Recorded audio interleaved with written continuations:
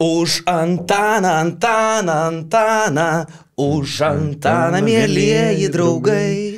Mes išgiaušim šampano fontaną ir dainuosim džiaugsmingai ilgai. Štai taip. Atsikėlėm kitokioje Lietuvoje, vyrai. Šis rytas jau niekada nebebus toks, koks buvo vakar. Grįžtame prie kairiųjų. Mes turim naują valdžią. Skinsim raudoną rožę. Lenkiamės visi Vilijai. Bet neaišku, ar ta pati Vilija šiandien Dar viso labiau įskleisk rankas, kad tilptum dar jo. Tai tikrai, gerbama premjerė. Jeigu reikės pagalbos. Taip, mūsų portalas, pirmiausia, galbūt kaip vykdantysis, noriu kreiptis į vadovaujančią partiją Lietuvoje. Visada buvo socialdemokratinių pažiūrų ir jūsų raudona rožė, kurią dabar, kaip sakyti, įsikandė ir mes į dantis, mums yra labai artima, brangi ir, jūsų paslaugojom, Karolis, Jonas, Lukas. Ir visi kiti. Bet žinai, šitie rinkimai pakeitė ir valdžią, bet ir neteko Landsbergio Lietuva. Na, iš tiesų, man niekada jisai nepatiko. Nepatiko. Nes dabar patinka Motulė Vilija. Toliau jau gal apie krepšinį tikrai. Gal kažkiek, šiaip yra ypatingų reikalų įvykusių. Būtent įvykęs savaitgalį, dar nepraėjo 24 valandos. Sveiki, ar nemanote, kad užteks tų pasakymų, jog Žalgiris buvo nenusteikęs LKL, todėl pralošė ir galbūt sunkiai žaidė prieš kokią nors LKL komandą. Mažiukai, nabagiukai, neturėjo nuotaikėlės, mataigi jie. Gal tiesiog negerbė savo kiemo ir tiek žinių, vien dėl to nebepalaikau Žalgirį nuo Jasikevičiaus laikų. Koks pozicionierius, nes nuo tada tapo kažkokia princesė, kabutėse. Vaje! Artūrai. Laimė Eurolygai, o kvalio. Bet tegul turi pagarbos ir savim kiemę sužaisti. Peace. Šiaip Artūras tikrai matau, kad irgi atsikėlė kitoks, negu vakar užmygo. Mažiukai, nabagiukai. Oi, Žalgiriukos, koks fainas mažiukas. Už tų žandukų paėmė. O kvalio. Artūrai, žiūrėk. Specialiai net pasižiūrėjau, kaip šį savaitgalį sekėsi kitiems Europoje. Kokia yra situacija? Aš Ispanijos taip labai stengiuosi neakcentuoti, nes Ispanijos lyga yra nepalyginama su LKL, bet net jeigu imsim Ispanijos maštabus, paimam tokį Žalgiriuko kalibro klubą, manau, kad kalba yra apie Vitorijos Baskoniją.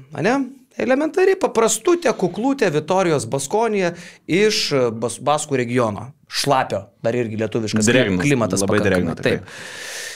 Baskonija šį savaitgalį gavo nuo Badalonos. Prieš tai jinai gavo nuo Andoros ir Tenerifės. Ir nuo Vulsų. Eurolygos klubas. Ir nuo Vulsų. Ir nuo tų pačių Vulsų. Kada? Badaloną prasileido namie. Tai Badaloną, aš apie Baskoniją kalbu. Okay. Kad Baskonija gavo nuo Badalonos, nuo Andoros, nuo Tenerifės. Tada aš nueinu į tą pačią Bundeslygą, legendinę istorinę vokiečių lygą. Tenai mes turime Bayerną, kuris vakar 1 tašku vos palaužė Würzburgą. Praeitą savaitę pralošė Sintainix MBC. Čia Bayernas. Sezono pradžioje pralošė ir Ludwigsburgų. Tai Bayernas dabar yra 3-4 vietoje Vokietijoje. Alba Vokietijoje 2 pergalės, 3 pralaimėjimai yra 14 vietoje Eurolygos klubai. Čia aišku, ne Žalgirio kalibras, bet vis tiek 14 vieta Eurolygoje. Paryžių savaitgalį pralošė Žolė. Prieš tai Paryžius ką nukalė, ponai, chorų? Ko? Taip, Eurolygoje. Paryžius ir Monakas 7-6 vietoje Prancūzijos lygoje. Baskonija savaitgalį jau minėjau. Tai dar aš čia kitų net nečekinau, nes tai tiesiog akivaizdu, dideli klubai, Eurolygos klubai, jie pralošia nacionaliniuose frontuose, ten dažnai yra geros komandos. Wolves, tu kaip bežiūrėsi, tai yra ir Cowanas, tai yra ir Andriusas. Nežinau, ar čia motivacijos dalykas. Šiaip, žinai, kartais su tais pačiais žalgiriečiais tenka pasikalbėti. Sako, nėra, kad mes čia išeinam bibidėję į tą LKL. Nėra taip visai. Sako, mes, einam žaisti. Aišku, ten galbūt žiūrite Dovydą Giedraitį, kuris Eurolygų yra žymiai geresnis ne LKL. Faktas, kad tas pats Dovydas Giedraitis turbūt turi visai kitą motivacijos lygį, tokiam jau, žinai, didžiausių scenų Europos krepšinį žaisti. Ir turbūt visus tas liečia.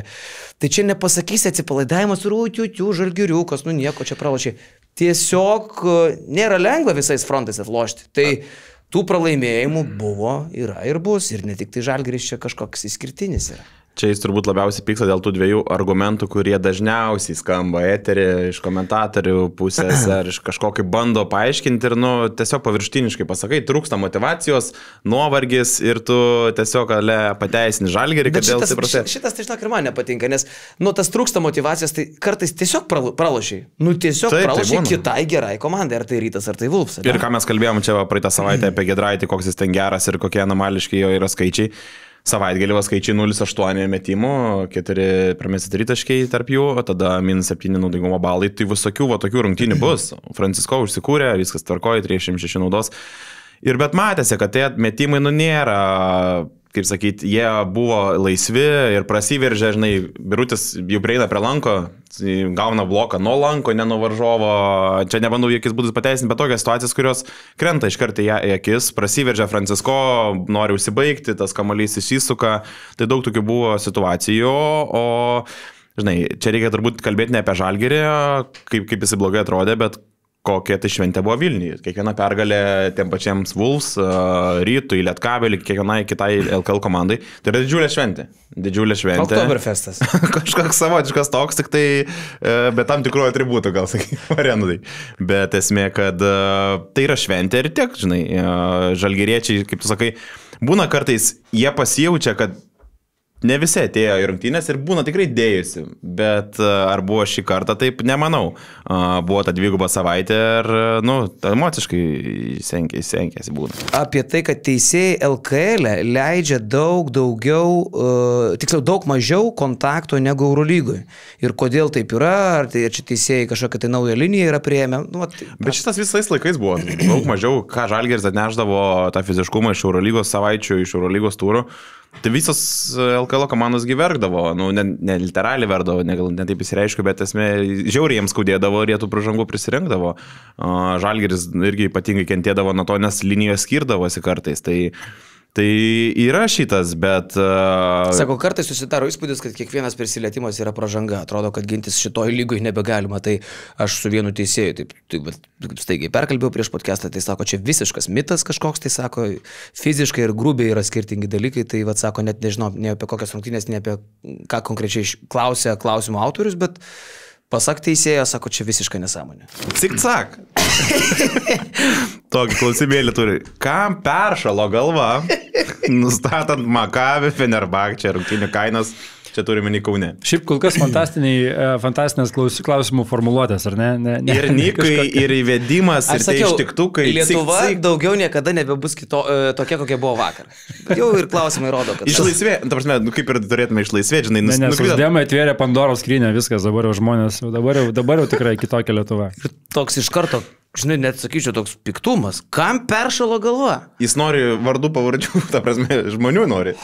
Cik-cakai. Jeigu aš neklystu, tai Fenerio ir Maccabi rungtynių kainą nustatinėjo Fenerbahčė ir jų organizatoriai. Tai jeigu reiktų pavardės, tai yra liturgiška pavardė greičiausiai būtų. Ichbindajevas, kažkoks. Matulevič. Tai jisai, tas būtent žmogus, atstovaujantis tai Fenerbahčė kainų nustatymo įmonėliai, jisai... Poskiriui. Departamentui. Jisai nustatė kainą, bet tos kainos iš tikrųjų yra kosminės. Aš kaip abonemento turėtojas, aš gavau e-mailą ir galėjau išsaugoti savo vietą, kur sėdžiu per Žalgirio rungtynės, už 100 eurų šitos rungtynėms. What? Man kainavo 100, aš nepirkau, baigtų, aš neturiu ką žiūrėti Maccabis Feneris, bet 100 eurų mano vietose. Tai man Žalgirio, mano vietos net Eurolygui Žalgirio rungtynėms nekainuoja tiek. Kai kada kainuoja. Wow. Tai prilygino kainas realiai Žalgirio kainininkui. Bet jie tą patį cirką buvo padarę pernai Panevėžyje, ten irgi kainos buvo didžiulės. Buvo didžiulės kainos, jo, ir čia buvo tikrai Feneris. Čia Feneris šitą kontroliuoja be klausimų ir ten jie buvo užkėlę, ten berods be 50, gal net ar be 35, kur tipo. Ir tu vėl kalbam apie Cido, Kalnapilio areną, kur erdvės, žinai, iki dangaus. Tai vėl, aš nežinau, ar jie buvo įsivertinę tą pačią areną, kad tu ten už 50 ir tu užtreko, ten su žiūronai žiūrėti, bet esmė, kad kainos tikrai didelės. Ir dabar aš buvau atsivertęs Žalgirio arenos tą pasiūlą, tai primetus išakytės sidabrinę zoną, tai kas yra dar čia pirmam aukšte, 59 eurai. Tada, jeigu tu žiūri, man atrodo, trečias aukštas dar nedarytas net iš vis. Bet jie čia nuolaidų pridarė, jau perkant 2 bilietus 25% nuolaidą, perkant 4,30, perkant 6 ir daugiau 40. Tai realiai, jeigu susimetus, žinai, jeigu tokias gali daryti nuolaidas, akivaizdu, kad neįspūdingi pardavimai. Tas Ikbindajevas, ko neįvertino, tai turbūt, kad pirmiausia Feneris ir Makabis nelabai yra įdomus Lietuvoje, jeigu tai yra ne rungtynė su Lietuvos klubu. Bet Šarūnas, tai va aš galvoju, jie viską dėjo. Bet jau pernai turėjo pasimokyti. Man čia toks labiau įėjimas, kur mes tiesiog žinutė, kad mes nenorim žiūrovų. Neikit čia. Mes bilietus paleidžiam, ateiti teoriškai galit, praktiškai kaina tokia, kad tiesiog neikit. Nu, trečiam aukšte už to Širmo Žalgirio arena ir darbuotojai galės bent team buildingą kažkokį pasidaryti. Ir fone Fenerbahčė su Makabi. Vis tiek kažkoks užalda praversi. Rungtynės matai, bet tikrai kainininkas keistas, kažko tai Hebra biškį neįvertino. Dabar bandau greit pasižiūrėti, kiek buvo Panevėžy, bet ten nebuvo tikrai daug, apie 3000 berods, ar kažkas apie 2,5. Cipnu, mesgi turėjome mintį, gal net nuvažiuoti, ne? Į parketą, bet tu sakai, ten buvo. Parketą, bet ten tos kainos parketo, kai išlindo, ten irgi buvo kosminiai pinigai. Mes norėjom su Šarūnu pasimirksėti nuo parketo tuo metu. Jo, nu nieko, Šaro sulauksim ir su Žalgiriu rungtynėse. Klausyk, klausia, kodėl nebekomentuoji Žalgirio per GAU3 ir komentuoji ten kažkokias kitokias rungtynės tuo metu, o Lekšas su Kubilium varo. Nu, tai kartais komentuosiu Žalgirį. Bus visko, pasimainam tiesiog, pasiratuojam. Tai ta prasme nebus ten, kad stabiliai tu su Lekšo, ne? Ne. Nu tai šią savaitę galiu iškart pasakyti, vienas grajus bus Tautis su Lekšu, vienas grajus bus aš su Lekšu.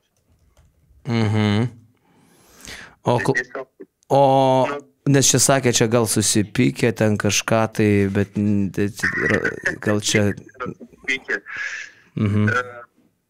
Atvirai sakant... Karolis Žemaitis klausia, sako, kažkada buvo kalbėta, bet priminkit, kiek kainuotų titulinio rėmėjo pavadinimas pačiame Žalgirio varde. Ar daug vadinamojo pinigo reiktų, kad pagaliau išvystume Žalgiris puntukas ir Impeksas? Ar pats klubas aktyviai pardavinėja šitą reklamos variantą, ar visgi neplanuoja tokios šventvagystės paldies? LKL esu minėjęs, jeigu mes imsim maštabą vidutiniai LKL klubai, tai yra kas pramušė tas lubas, bet šiaip, ta prasme, tas grindis šiuo atveju pramušė. Viena komanda, aš apie ją jau kalbėjau, tai yra Jonava, bet šiaip įprasta yra pardavinėti nuo 100 000 pavadinimą. Tai taip ir varijuoja 100-180 000 LKL lygyje, vidutinių klubų lygyje, čia jau yra wow. Sakykime, mes turime Wolves, TwinsBet, bet tu negali vertinti tų neva 2 TwinsBet milijonų, kaip čia, kad nusipirktas pavadinimas, nes mes suprantam, kad TwinsBet yra labai panaši kišenė. Bet jeigu imsim jau tokį aukščiausią lygį, tarkim, Winterthur, Barcelona, ar Teka buvo, ne? Madrid Real. Tada... Realo pavadinime niekad nebuvo. Kažkas buvo, žinok. Real buvo, žinok, kažkada. Real turėjo, tikrai. Real turėjo? Aha. Krepšinio klubas? Turėjo, žinok. Dabar yra...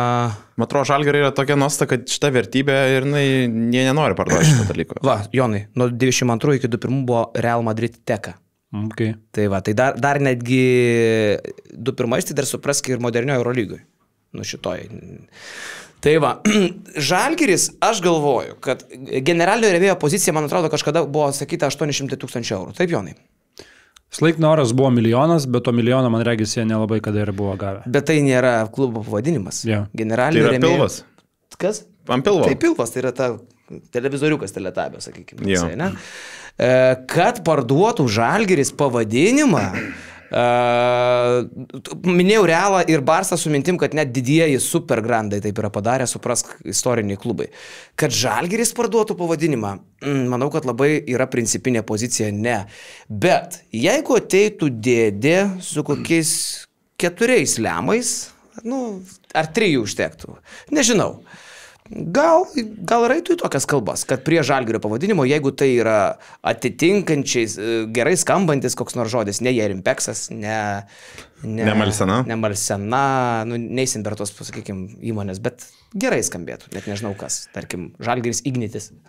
man atrodo, žinai, kad Žalgiris jau yra, žinai, ne vien tik tai ten Paulius Matejūno, žinai, ten Jankūno, tai yra ir Tesaneto dalis. O aš manau, jeigu kažkurio momentu norėtųsi reklamuotis, turbūt gal tai realiausias, tai pagalvojai, tai būtų Tesaneto produktas ir Tesanetas nebent neštų savo ten kažkokią dalį. Taip tiesiog hipotetiškai dėliojant, nes tai nebėra vieno, žinai, žmogaus ar ten dviejų žmonių interesas, tai jau turi spręsti ir kiti, be jų atsiklausimo tokie dalykai nevyksta ir kai pagalvoji, kad Žalgiris šitą, aš manau, šitą vertybę jie laikys tą pavadinimą kaip vertybę ir nekeis, o ką tu buvai įsiminęs apie dėdę, aš manau, kad Žalgiris dabar yra tokioj pozicijoje, kur jie gyvena gerai, jie gyvena į pliusą, viskas auga. Ir jie tokių dėdžių turbūt mažiausiai nori. Mažiausiai jais tiki, nes tai istoriškai jau matyti, kai buvo su tais dėdėm. Ir jie turbūt, nežinau, jeigu ten 4 milijonus pasiūlytų ar kažką, tai turbūt turėtų būti ne vieni metai, ne kažką, ne trumpalaikis projektas, bet tokių dėdžių turbūt Žalgiris mažiausiai nori dabar. Taip. Aš dabar žiūriu Eurolygoje, kiek tokių komandų yra belikusių, kurios turi pavadinime kažkokį rėmėją. Tai čia net daugiau negu aš iš pirmo žvilgsnio būčiau pasakęs. Taip, Jonai, daug. Cikcak turi antrą klausimą šiandieną. Klausė ir iš karto jisai irgi įveda, čia Cikcak tas pats, kur sakė, kad kam galva peršalo. O dabar jisai startuoja taip. Detektyvas. Kur dingė Žalgirinis? Ar niekas nepasigėdote, ar paskelbta paieška? Aš esu apakęs, Cikcakai, tau peršalo galva. 21 žmogus dar palaikino šitą komentarą. Žalgirinis mojuoja vėliavą per pristatymą Žalgirio arenui. Kaip jo nematyti? Aš neįsivaizduoju, jisai vaikšto arenui. Jam gal Cikcak biškė? Gal tau Cikcak. Taigi jisai mojuoja vėliavą. Aš tik ką mačiau, kad labai Vilkiškių pierinės katiniukas buvo pasikūręs ir šakinėjo ant kėdžių, visus užvedinėjo, viską, žinai, kur turėjo būti turbūt orientuotas į vaikus, bet vienu metu pagavo emociją. Tai šitą mačiau tikrai, kad Vilkiškių pienis buvo tikrai. Jis atvažiavo. Paskutinį metu pasikūrė. Palakė pieniuko. Kad peršalo galvo, nežinau gal. Teisėja šerė. Kai neidentifikuotai. Jau žiūri, Žalgirinis už pakarpos veda pienių. Kažkodėl neapsauginis, o Žalgirinis. Nes jau operacija Almanto Žalgiriniui, valdyk pienį. Tas pienis, kur surealius mėtai tribūnas įteisė.